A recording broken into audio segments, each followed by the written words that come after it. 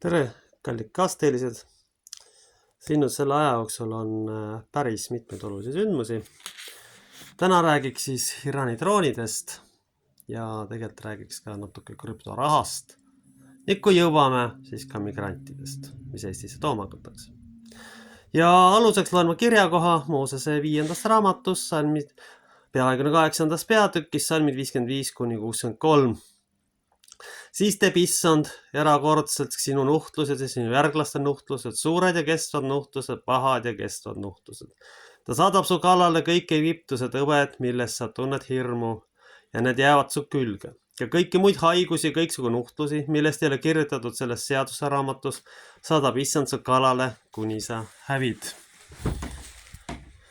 Ja teid jääb pisut inimesi nende asemel, kuid olite paljuse poolest nagu taevatähed. Sellepärast, et sa ei võtnud kuulda issand oma Jumala häält. Ja nagu Jumal tundis teist rõõmu tehes teile head ja sigitades teid, nõnda tunneb issand teist rõõmu saates teid hukka ja hävitades teid, kistaks ära sellelt maalt, mida sa lähed pärima. Aamen. Nüüd võtame loogiliselt, et kui palju on siis tegelikult potentsiaalselt eurooplasi varsti järel. Nad ei ole Jumalat teeninud, nad on tegelenud täielikult sellega mõnitamise, sageli otsese satanismiga. Ja nüüd on siis juhtunud siuke tore lugu, et grupp seltsimehi on sisuliselt suutnud maailma sõtta kiskuda. Esimesel pilgul ja esimesel vaatlusel see ei tundu niimoodi. Peavoolumeedia seda uudist ei kajastanud, aga siin ühe tuttava härrasmehe käest õnnestus siis saada informatsiooni, et seltsimehed olid lennutanud Iraani droonid umbes 4000 kilomeetri kaugusele USA merejalaväebaas. Nii. Eesti paikneb umbes samad distantsid, mis merejalaväebaas. Ka siin on NATO baasid. Kui nüüd ugrilased ikkagi väga torgivad ja oma rumaluses ülbitsema hakkavad, ma isegi välistaks tegelikult droonirünnakut siia. Meil ei ole tegemist mingite venelaste või eurooplaste või mingi muu rahvaga. Meil on tegemist Pärsia impeerium traditsioone kandva rahvaga. Ja sellel on täiesti ükskõik mingisugune maagilt kuskil. Kui nüüd juba Tšehhis julgesid lasta selle, miks mitte siia või kuskile lähikonda seda teha? Nende jaoks on tegemist džihaadi ehk püha sõjaga praegusel juhul. Neil on üldse oluline. Neil pole mitte midagi kaotada, sest grupp seltsimehi on otsustanud neid hävitada või lihtsalt julmalt paljaks röövida. Aga kuna ma lõhutan veel kord, kuna tegemist on inimestega, kes päätasid palju võimsama impeeriumi kui praegune USA, nad päätasid Rooma impeeriumi. See on kõige tähtsam ja kõige olulisem fakt, mille traditsioonid olid väga-väga pikad ja lahingud käisid mitu sajandit. Nii, aga meil tuli üks tore uudis. Seltsimehed Toompeal eesotsas härra Michaliga otsustasid võtta vastu siis Euroopa rändepaketi, et kõik seltsimehed Etioopisse, jumal teab kust, tuleb Eestisse vastu võtta. Esiteks pole siin ju kohalikul rahval töödki, aga see pole oluline. Kohalik tuleb surnuks maksustada ja rahvas välja vahetada. Kõige tähtsam on ikkagi globalistile kulpi lüüa. Muu ei ole üldse tähtis. Peasid saaks kulpi lüüa ja seda teenida. See tähendab tegelikult sellist asja, et siia tekitatakse teadlikult ohtlik kultuuriline konflikt. Siia tuuakse sisse Ukraina-Vene konflikti võimalus ja siia tuuakse sisse üldine konflikti võimalus, kuna need seltsimehed, kui nad juhtuvad olema kuskilt mingit muud usku, siis satub nende hulka ka kindlasti paratamatult kuritegelikku elementi. Ei ole palju vaja, on mõned tohmanid või terroristid vaja sisse saada ja lähebki asi lahti. Tekivad tõenäoliselt halvemal juhul ka kohalikud konfliktid ja siin mugu kaasa sektoriks maa, mis on globalistide poolt sisuliselt ära lagastatud ja nälga jäetud. Muidugi ma võin öelda ka otse välja, et ega kohalikud tööandjad enamikul juhtudel tahavad orjasid. Orjasid, kes küsimusteta käske täidaksid, ükskõik kui lollid need korraldused ka parasjagu tegelikult on. Selles on see asi.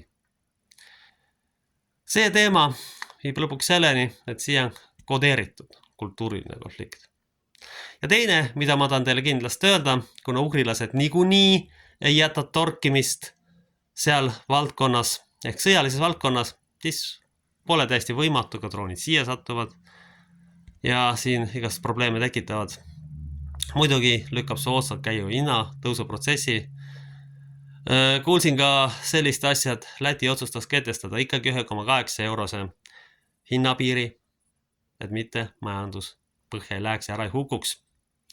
Aga kõige hullem ja kõige rumalam otsus oli see, mida seltsimehed Toompealt tegid. Ehk me hakkame suvalisi migrante siia sisse tassima, kui enda rahvalgi pole tööd.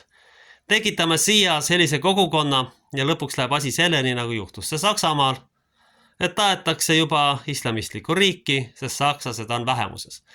Tõenäoliselt sakslased saadi minema samasuguse reformierakondliku idiootliku globalistidele kasuliku poliitika tõttu, mille tulemusena elamikkond minema eksporditi või seda sunniti tegema, sest elu muutus seal täiesti võimatuks maksude ja kultuurilise konflikti tõttu ehk põrguks.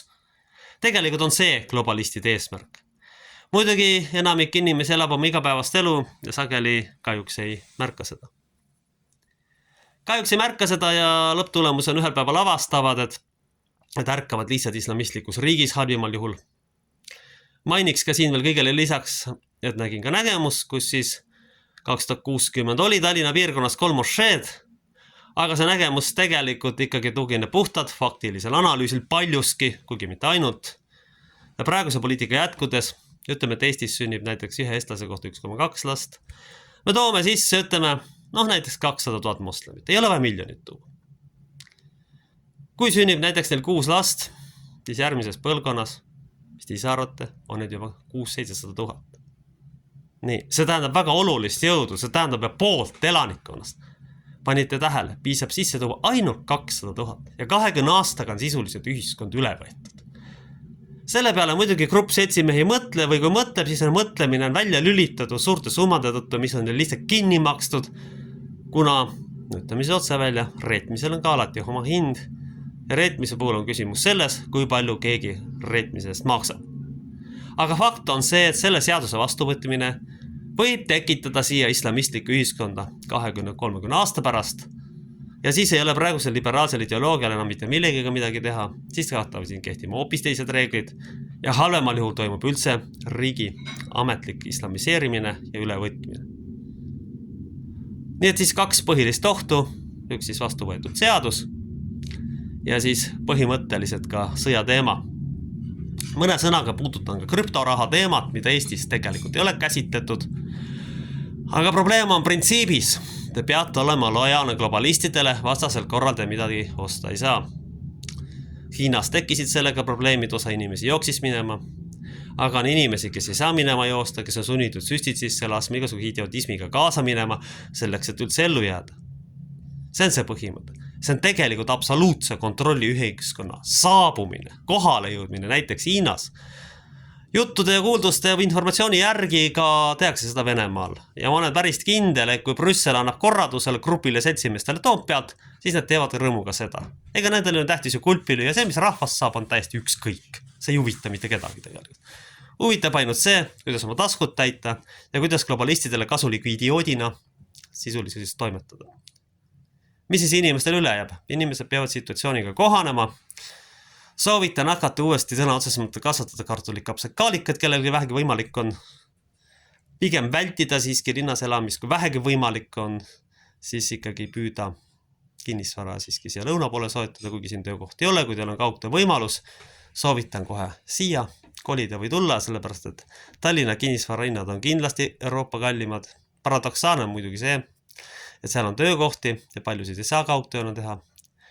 Aga siiski soovitan rohkem hakata lootma enda peale, sest lõppude lõpuks on valik selles, et sõja tõttu lähevad esiteks punkt 1 hinnad niikuinii üles ja lakke, ta ei jõua varsti mitte midagi sealt poest enam osta enamus inimesi, see peab teil endal mingi tagavara olema. Teiseks on oht, et mõned vennad lasevad siia paar drooni, läheb natuke nihu, lendab õhku see, mida vaja ei ole, sest distants on ikkagi tegelikult päris suur. Ja kolmandaks, meil on reaalselt 20 aasta pärast islamistliku riigi oht, kui seltsimehed hakkavad seda ellu viima, ma olen täiesti absoluutselt veendunud ja vägagi kindel, et nad hakkavad seda tegema. Sest see nende võimalus kulpile ja nende võimalus raha teenida, mida nad oma lõputus ahnuses viitsivad kokku kühveldada, nii palju kui nad tahavad. Ja tegelikult me oleme liikumas juba absoluutse islamistliku kontrolli ühiskonna poole pikas perspektiivis.